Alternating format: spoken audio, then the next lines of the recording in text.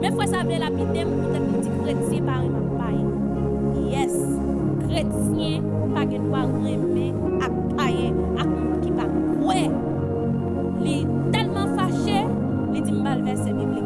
Eh bien serviteur m'bral bon verset. L'ouvrir Bible avec.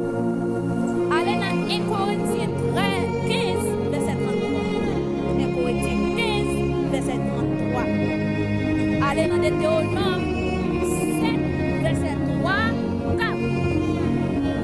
Allez dans Proverbe 13 verset 20.